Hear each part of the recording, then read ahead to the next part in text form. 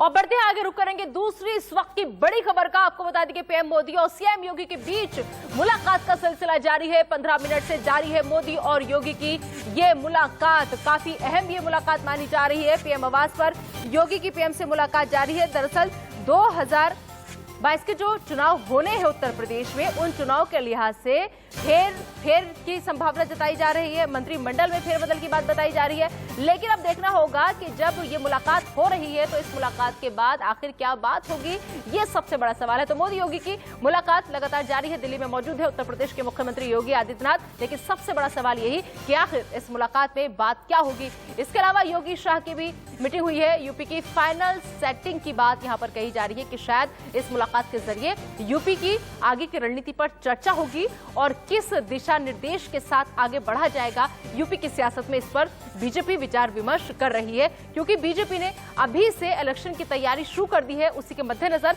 इस मुलाकात को देखा जा रहा है। यूं तो और भी बाकी राज्य के मुख्यमंत्री आते हैं, मुलाकात करते हैं, शिष्टाचार भेंट होती है और चले जाते हैं। लेकिन ये खास मुलाकात इसलिए मानी जा रही है कि एक तो योगी आदित्यनाथ को लेकर पिछले दिनों सोशल मीडिया पर भी काफी चर्चाएं गर्म थी। इसके अलावा अगर हम उत्तर प्रदेश के ट्विटर हैंडल्स के पेज की बात करें, फेसबुक पेज की बात करें, खुद योगी आदित्यनाथ की पेज की बात करें, तो वहां से जिस तरीके से तस्वीरें का गायब होना पीएम मोदी की, वो बहुत कुछ इशारा कर रहा था। अचानक से उनका दिल्ली दौरा कई बातों की तरफ इशारा कर रहा है। लेकिन यूपी फतेह का प्लान, योगी के हाथ सीधी कमान मिलेगी क्या, ये सबसे बड़ा सवाल है। और इस खबर पर ज्यादा बातचीत के लिए हमारे साथ संजीव कौशिक, जो कि राजनीतिक विश्लेषक हैं, वो जुड़ चुके हैं। संजय कौशिक, उनका हम सीधा रुख करेंगे। संजय जी, इस मुलाकात के क्या मायने निकाले जाए, कैसे देख रहे हैं आप कि यूपी फतेह का प्लान बीजेपी अभी से नजर आ रही है उस पर, लेकिन योगी शाह की मुलाकात की इनसाइड स्टोरी क्या समझ रहा है?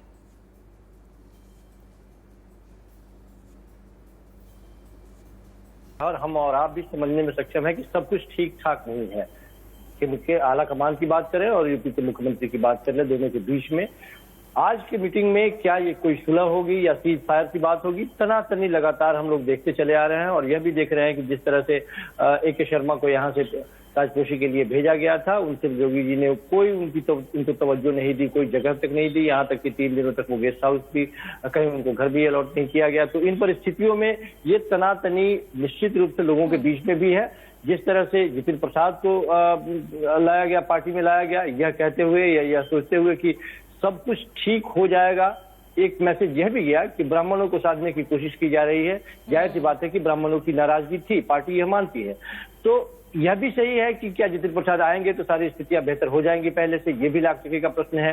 क्या यूपी के जिस कैबिनेट में फेरबदल की बात हो रही है, लगातार ऐसा नहीं है कि ये पहली बार इस तरह की बात है। केंद्रीय नेतृत्व ने पहले भी प्रयास किया था कि इस तरह की कुछ फेरबदल किए जाए, वो यूपी के मुख्यमंत्री ने बिल्कुल एक सिरे से नकार दिया उसे। और आज के इस मीटिंग में क्या बातें हो रही है, और इसलिए मैंने कहा कि ये सीज फायर की बात होगी या सुलह की बात होगी, कुछ न कुछ बातें निश्चित तौर पर तन के आएगी। लेकिन यह बात तय है, मैं बार बार ये बात कह रहा हूं, एक बात तो तय है कि पिछले 7 वर्षों में भारतीय जनता पार्टी का कोई मुख्यमंत्री यदि केंद्रीय नेतृत्व को चुनौती देता हुआ दिखाई दे रहा है तो वो योगी आदित्यनाथ जी दिखाई दे रहे हैं। आएंगे इस पर आएंगे, बात करेंगे। क्योंकि लगातार जिस तरीके से जमकर सोशल मीडिया पर भी ये बात ट्रेंड कर रही थी कि पीएम मोदी के बाद सीएम योगी ही वो चेहरा है जो उनकी जगह ले सकते हैं, कहीं ये चीज तो उन पर भारी नहीं पड़ गई। ठीक है, आएंगे, इसे समझने की कोशिश करेंगे। फिलहाल पीएम आवास का रुख कर लेते हैं। राकेश कुमार हमारे संवाददाता वहां से हमारे साथ जुड़ गए। राकेश, वहां पर कैसी हलचल फिलहाल अभी?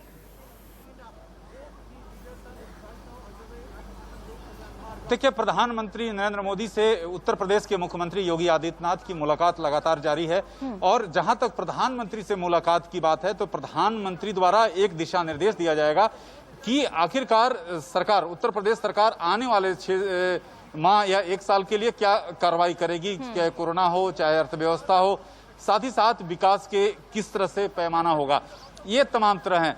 जहां तक मंत्रिमंडल विस्तार या संगठन में फेरबदल की बात है तो ये जो बातचीत कल केंद्रीय गृह मंत्री अमित शाह के साथ हुई थी। जैसा आप जानते हैं कि उत्तर बीजेपी के लिए जो चुनावी रणनीतिकार और राजनीति के चाणक्य कहे जाते हैं अमित शाह ने इन सारे चीजों का दायित्व अमित शाह के पास है। और बीजेपी के राष्ट्रीय अध्यक्ष माफ कीजिएगा, जेपी नड्डा से इस मीटिंग के बाद मुलाकात होनी है उत्तर प्रदेश के मुख्यमंत्री योगी आदित्यनाथ की।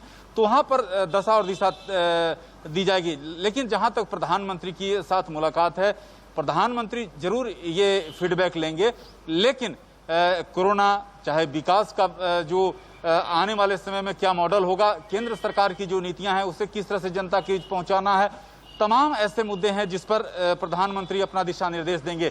जहां तक संगठन और मंत्रिमंडल विस्तार की है, जरूर उस पर बातचीत जरूर प्रधानमंत्री करेंगे, लेकिन इसका जो खाका जो तैयार किया जाता है, जैसा कि आप जानती हैं कि केंद्रीय गृह मंत्री अमित शाह इस पूरे मसले को लेकर डील करते हैं, और उसके बाद बीजेपी के राष्ट्रीय अध्यक्ष जो हैं जेपी नड्डा।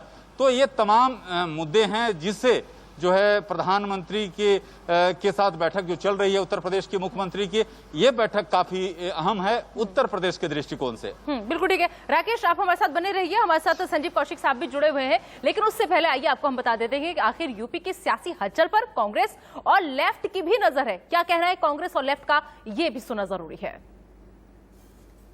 उत्तर प्रदेश के अंदर पिछले 3 हफ्तों से राजकाज बिल्कुल ठप है। वैसे भी उत्तर प्रदेश का प्रशासन तो प्रशासनिक अधिकारियों के हिस्से था, लेकिन अब थोड़ा बहुत दखलंदाजी थी, वो भी खत्म हो गई है। बड़ी गहमा गहमी उत्तर प्रदेश को लेकर के, क्योंकि दिल्ली का रास्ता उत्तर प्रदेश होकर के ही जाता है, इसलिए लखनऊ होकर ही जाता है, इसलिए मुख्यमंत्री भी दौड़ करके अब पहुंच गए हैं वहाँ, क्योंकि वो समझ गए हैं कि सारा खेलकूद वहीं हो रहा है। रखती हुई जमीन और खोता हुआ विश्वास और बिखरता हुआ जनाधार को बचाने के भारतीय जनता पार्टी संघर्ष कर रही है। शीर्ष नेतृत्व भी और उत्तर प्रदेश की भारतीय जनता पार्टी 4.25 साल के योगी शासन में जिस तरीके से देखने को मिला, लोगों किसानों की आंखों में आंसू, नौजवानों की आंखों में आंसू, सबसे बड़ी बात है कि कोरोना काल में जिस तरीके से लोगों ने अपने को खोया है, तो अब दरकती हुई जमीन को और खोते हुए विश्वास को और बिखरते हुए जनाधार को बचाने के लिए भारतीय जनता पार्टी संघर्ष कर रही है। चूंकि प्रस्तावित चुनाव है, 2022 में बदलाव निश्चित है और हम जनता के बीच में काम कर रहे हैं।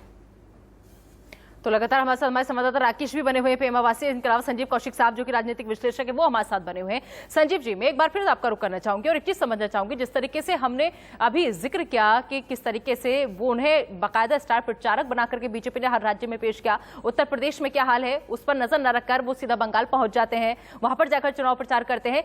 तो इसके अलावा भी सोशल मीडिया पर यह चीज बहुत हद तक ट्रेंड करने लगी थी कि सीएम योगी ही वो चेहरा है जो पीएम योगी के बाद आगे आ सकते हैं। कहीं ना कहीं ये जो छवि सीएम योगी की बनती जा रही थी, क्या इसका खामियाजा समझा जाए कि उन्हें सीधा दिल्ली तलब किया गया है, या फिर जिस तरीके से नाराजगी की बात निकल कर आ रही है, ये नाराजगी इस बात को लेकर के भी हो सकती है क्या? कैसे देख रहे हैं आप इसे राजनीतिक विश्लेषक के तौर पर? जनता पार्टी के अंदरूनी हिस्सों को समझना जरूरी है। भारतीय जनता पार्टी ये खूब जानती है कि केंद्र में मोदी, आदरणीय मोदी जी का कोई दूसरा आज विकल्प दिखाई नहीं देता है। ठीक उसी तरह से उत्तर प्रदेश में भी योगी जी हिंदुत्व के जिस तरह से मजबूत चेहरा है, या ये कह ले कि हिंदू वाहिनी सेना उनका अपना जिस तरह से जनाधार है और जिस तरह की शैली उनकी है, ये शैली कहीं से आई नहीं है, ये शैली उन्होंने केंद्रीय नेतृत्व से ही सीखी है कि अपने बात पे मजबूती के साथ टिके रहना और जो चाहना वो करना।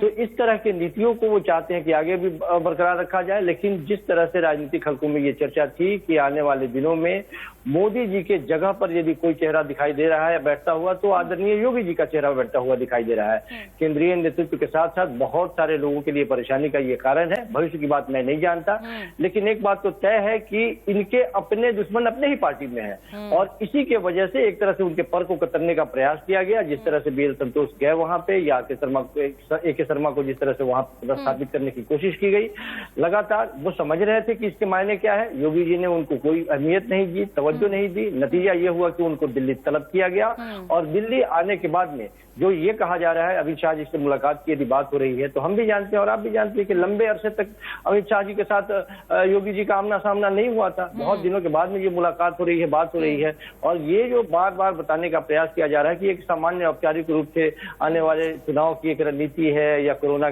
काल से उबर गए उसके बारे में रणनीति बनाने की जो जरूरत है उसके वजह से ये मुलाकात हो रही है, ऐसा कुछ नहीं है। जो अंदर खाने में राजनीतिक हलचल में जिस तरह से ये खिचड़ी पक रही है, जो समस्याएं सामने आ रही हैं, जिस तरह से एक चुनौती मिल रही है, उसको एक तरह से, इसलिए मैंने कहा कि ये सीज फायर है या सुलह होगा, उसकी एक संभावनाएं तलाशने की कोशिश की जा रही है। हमें और आपको ये मैसेज देने की निश्चित तौर पे भारतीय जनता पार्टी हो या कोई और भी पार्टी होती तो यही मैसेज देने का प्रयास करती कि अंदर खाने में सब कुछ ठीक ठाक चल रहा है और ये एक रणनीति बनाने के अलावा और कुछ नहीं है। लेकिन अंदर क्या चल रहा है, 200 से ज्यादा विधायकों ने यदि आदरणीय मुख्यमंत्री के बारे में यदि कुछ कहा था तो ये भी सच है कि उनके बारे में भी विरोध के स्वर फूट रहे थे, लखनऊ से ही आवाज निकल रही थी। तो ये सारी बातें और सबके सुलह के बारे में आज का जो निकलता हुआ रास्ता दिखाई दे रहा है, ये यहाँ से जब लौटेंगे और उनकी कार्यशैली कैसी रहती है, क्या वो पुराने ढर्रे पे रहते हैं, उस पर डिपेंड होगी सारी चीज कि मुलाकात के बाद बॉडी लैंग्वेज जो है वो क्या कहती है या फिर उसके बाद में काम करने का तरीका कैसे होता है। तो थोड़ा इंतजार हमें करना होगा यहाँ पर। लेकिन सबसे बड़ी बात यही है, राकेश भी हमारे साथ लगातार जुड़े हुए हैं। राकेश, की क्या अंदर खाने बातचीत इतनी बढ़ गई थी, अंदर खाने नाराजगी इतनी बढ़ गई थी कि फोन पर बात नहीं हो सकती थी, अचानक से उनको दिल्ली तलब कर लिया जाता है और आमने सामने बिठाकर बात हो रही है।